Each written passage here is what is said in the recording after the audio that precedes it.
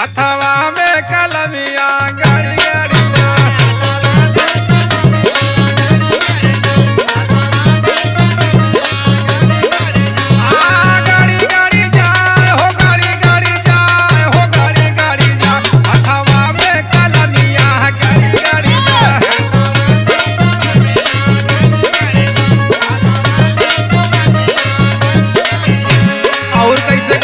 भैया दर्दा के मारे डकटरिया में गई